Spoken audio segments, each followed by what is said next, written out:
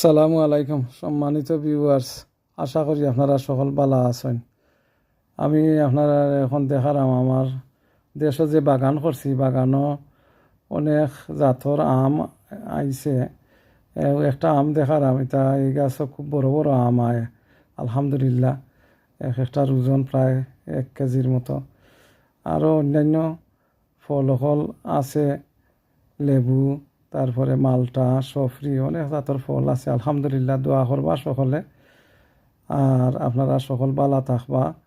আর আমার অনুরোধ রইল, আমার ইউটিউব চ্যানেলটা আপনারা সাবস্ক্রাইব করবা। সকল ভালো থাকবা। আসসালামু আলাইকুম।